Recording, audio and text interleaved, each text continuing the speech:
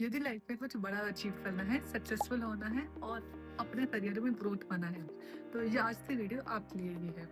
Hello everyone, तो आज हम बात करेंगे the power of thinking big. इस बुक का जो फर्स्ट चैप्टर है वो बताता है believe is the core reality you can.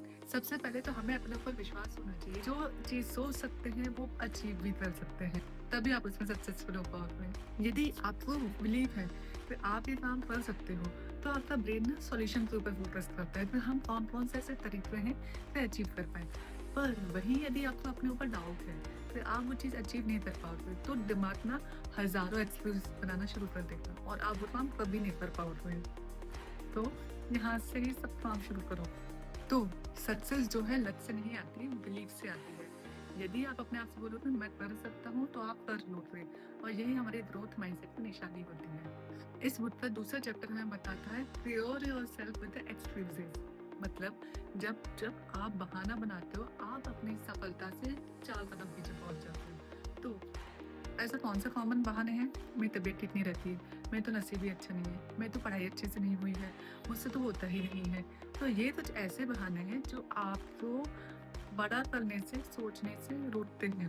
तो सबसे पहले तो इस जो एक्सक्यूजेस से अपने आप को प्रोटेक्ट करो, अपने आप को पॉजिटिव अफर्मेशन दो कि आप कर सकते हो, आप इस पे नए-नए तरीके ढूँढ रहे हो।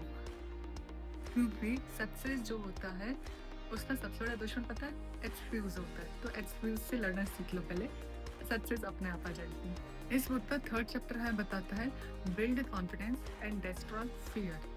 फियर कैसे आता है? जब हम कोई काम करने से पहले बहुत सोचते हैं, तो हमें फियर आने लगता है। यदि तुम्हें कोई काम करना है तो उस पे एक्शन लो। एक्शन लोगे, कॉन्फिडेंस आएगा और काम भी हो जाएगा।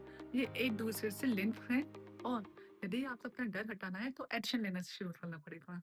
अब चैप्टर 4 हमें बताता है थिंक बिग, तो रिजल्ट बड़े। स्मॉल सोचोगे तो स्मॉल रिजल्ट। तो अपने आप से बोलो कि मैं ये काम कर सकता हूँ, फिर तो मैं ये काम करूँगा। अपने गोल्स बड़े रखो, अपनी सोच बड़ी रखो, अपने आस-पास जितने सक्सेसफुल लोग हो सकते हैं उनसे इंटरेक्शन करो, अच्छी बुक्स पढ़ो, अपना जो सर्कल है उसको बढ़ाओ, अपनी नॉलेज को बढ़ाओ। तो ये कुछ ऐसे तरीके हैं जिससे आप बड़ा सोचना शुरू कर सकते हो। फिफ्थ चैप्टर हमें बताता है how to think big and create creativity.